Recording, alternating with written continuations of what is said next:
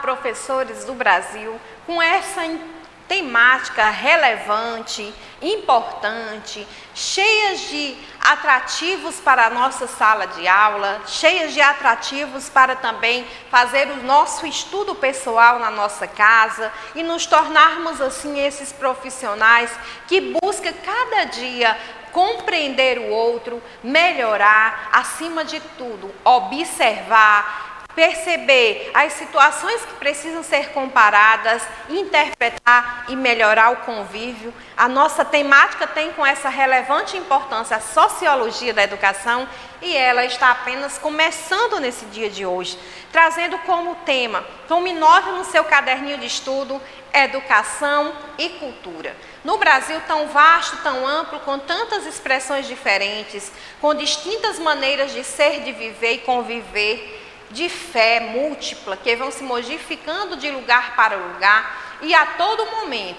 Não podemos falar de uma única cultura, mas de culturas plurais que o formam. Então a gente começa a perceber que o Brasil é datado dessa cultura tão vasta, com qualquer campo, seja na sua religiosidade, seja na vestimenta, seja na maneira de falar, de se portar, seja na maneira de se alimentar. E a gente precisa conviver, incluir e perceber as melhorias aonde nós podemos intervir para melhorar o processo de ensino-aprendizagem dentro das nossas salas de aula. E aqui a gente começa mesmo conceituando essa palavra cultura, né? Ela vem, né, do folclore, né, que é o saber do povo, aquilo que o povo tinha por sabedoria. Lembra dos 4 tipos de aprendizados, né, de conhecimento, que começava justamente pelo senso comum? A cultura é isso, é esse conhecimento do senso comum que vem do povo. Denomina um do campo de estudos identificado como antiguidades populares ou literatura popular. E utiliza a cultura de maneira primordial, referindo-se de forma geral à tradição de um determinado grupo, aos traços característicos de um povo ou de uma região, sendo também chamada de legítimos. Eis a concepção, eis o conceito de cultura. Precisamos também levar isso em consideração dentro da nossa sala de aula, para que assim a gente consiga adaptar e transformar a partir do nosso olhar crítico, do nosso olhar que observa, do nosso olhar que compara, que interpreta, do nosso olhar ali como educador, como professor, as diferentes culturas que chegam dentro da nossa sala de aula e ajudar as crianças a se compreenderem e se tornarem assim um todo dentro daquele ambiente. A enculturação.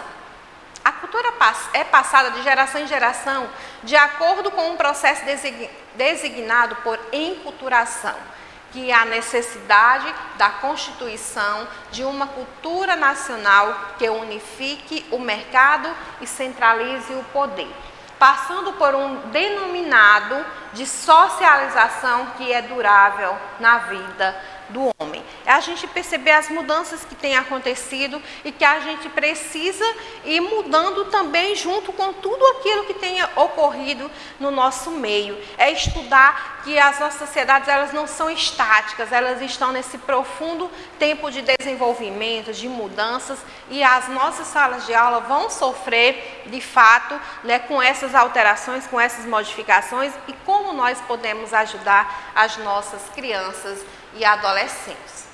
A cultura de uma sociedade é transmitida das gerações adultas às gerações mais jovens pela educação. Educar, pois, é transmitir aos indivíduos valores, conhecimento, as técnicas, o modo de viver, enfim, a cultura de um povo. A gente percebe que é um degrau que a gente sobe a cada dia, né? E que a sociedade, ela vai recebendo, né, todo o conhecimento, toda a cultura que vinha dos seus antepassados e vai permanecendo, né? Apesar de tantas transformações, aquela cultura, ela vai de fato permanecendo. O jeito de comer de um lugar, o jeito de se vestir de outro, o jeito de falar, o jeito de se portar, né? Com tantas alterações, com tantas mudanças, isso vai também, de certa forma, repercutindo dentro da nossa sala de aula. Identidade cultural. Cada povo tem uma cultura própria, isso é fato, né? Cada sociedade elabora sua própria cultura e recebe influência de outras culturas, né? Todas as sociedades, desde as mais simples até as mais complexas, possuem cultura. Não há sociedade sem cultura. Tome nota disso, não há sociedade sem cultura. Do mesmo modo que não existe ser humano destituído de cultura. Então, nós trazemos conosco, desde a nossa concepção, a nossa própria cultura, né? E não existe ninguém que não tenha essa cultura. Os elementos da cultura. A cultura, por ser um todo, um sistema, né? Um conjunto de elementos ligados, estreitamente uns aos outros, para efeito de estudo, vamos desmembrá-la em suas partes e seus elementos. Os principais elementos de uma cultura são os traços culturais. Nós, brasileiros, herdamos, né, tanto da Europa quanto da África, o complexo cultural, a área cultural, o padrão e a subcultura, que é aquilo que vai se transformando ao longo dos anos, né? Então, como a gente tem essas sociedades que elas são de profundas transformações e não estática, a gente vai sempre se adaptando, melhorando, buscando melhoria de vida, e aí vai entrando a subcultura também nas nossas sociedades. Os traços culturais são elementos mais simples de cultura. Eles são as unidades de uma cultura. É necessário ressaltar que os traços culturais só têm significado quando considerados dentro de uma cultura específica. Então, a gente começa a perceber, olha, quem não lembra dos índios, né, dos traços culturais que eles têm e que eles continuam a lutar para que essa cultura não morra, mas ela permanente na vida deles. Complexo cultural. A combinação dos traços culturais, daquilo que a gente já traz em torno de uma atividade básica, forma um complexo cultural. Por exemplo, o carnaval no Brasil é um complexo cultural, que reúne grupos de traços, então reúne pessoas de diferentes culturas, relacionados uns com os outros. Os carros alegóricos, música, dança, instrumentos musicais, desfiles, então junta toda a cultura de vários lugares, de várias situações e coloca num ambiente só, é o complexo cultural. Área cultural. A religião em que predominam determinados complexos culturais forma uma área cultural. Esta é, portanto, a área geográfica por onde se distribui uma certa cultura. Assim, os grupos humanos localizados em que determina a área cultural apresentam grandes semelhanças quanto aos traços e aos complexos culturais. Então, a gente vai começando a perceber que com essa mistura daquilo que já se existia como cultura, os traços culturais, e que permanece, que eles vão para um ambiente onde eles precisam se socializar com outras culturas, formando assim esses complexos culturais, torna-se então essa área cultural. Padrão cultural. É uma norma de comportamento estabelecida pela sociedade. Esse nome padrão já está dizendo, é padronizado, é normas. Os indivíduos, normalmente, agem de acordo com os padrões estabelecidos pela sociedade em que vive e agem de uma forma, estão expressando os padrões culturais no Brasil, no grupo. No Brasil, por exemplo, o casamento é monogâmico, é um padrão da nossa cultura, ou seja, só se casa uma vez com uma pessoa, né? E a gente não vai ficar casando todo dia, então a nossa cultura padrão é essa, né? Do nosso país, no caso. Subcultura. No interior de uma cultura podem aparecer diferenças significativas, caracterizando a existência de uma subcultura. Há regiões, no Rio Grande do Sul, onde além dos costumes e valores serem muitas vezes diferentes dos praticados no restante do país, até a língua principal é o italiano ou o alemão. Ou seja, dentro do país, né, nós temos aí lugares onde tem essa subcultura, que ainda é colonizado por alguém de fora e que até a língua que é a oficial, a qual nós falamos, lá não é a que é adotada para que eles possam falar. Isso é a subcultura, eles herdaram já de outro local. Educação e cultura escolar.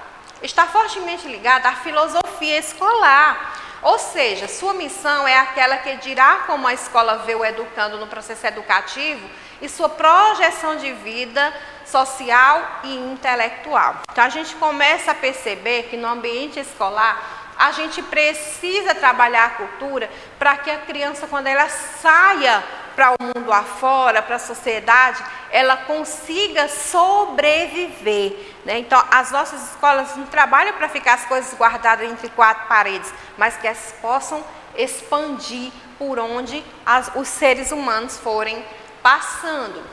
O etnocentrismo e o relativismo na cultura na escola. O etnocentrismo, tome nota aí no seu caderninho de estudo, né, o que é mesmo esse etnocentrismo, é compreendido como um ato em que a cultura é posta como centro, né? Etno vem disso, né? É um determinado grupo ou uma mesma sociedade passando a servir de padrão para julgar todas as demais de forma de cultura, em geral, no modo depreciativo. Então, ali a cultura é tida como centro e tudo que a gente vai fazer tem que girar em torno daquela cultura. Não se pode alterar, não se pode modificar. Né? Paulo Freire é o grande mestre inspirador de escolas sistemáticas educacionais em todo o mundo. Sua pedagogia crítica, no entanto, não foi incorporada, além da apropriação indébita do discurso comum às novas estruturas políticas em nossa educação.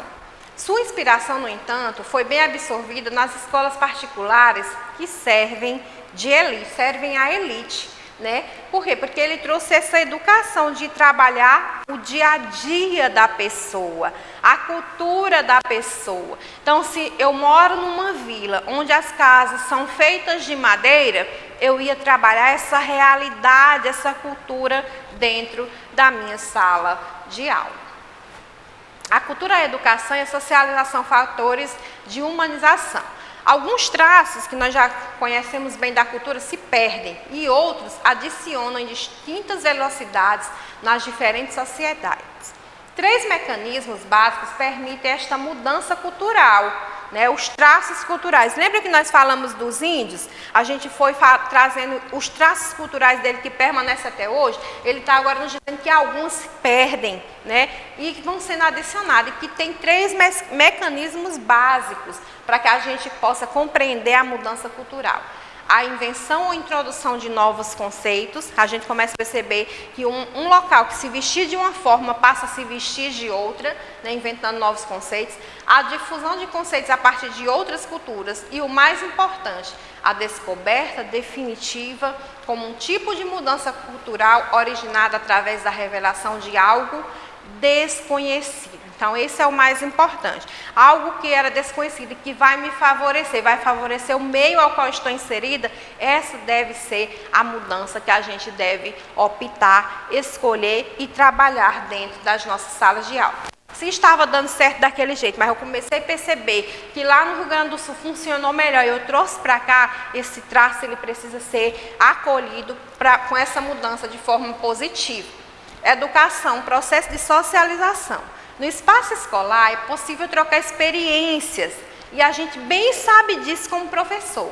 Encontrar diferença, entender e lidar com as mesmas, crescer com as dificuldades que surgem pelos caminhos do cotidiano escolar. A gente sabe o quanto essa troca de experiência, essa troca de cultura, ela surte efeito entre nós profissionais para que a gente possa, de fato, trabalhar aquilo que deve crescer e colocar a criança, o adolescente nos trilhos, no caminho da aprendizagem para melhorar a sua prática. E por aqui nós encerramos a nossa aula de hoje com essa relevante e importante temática para cada um de nós professores, percebendo o quanto nós precisamos ser esses sociólogos todos os dias nas nossas salas de aula.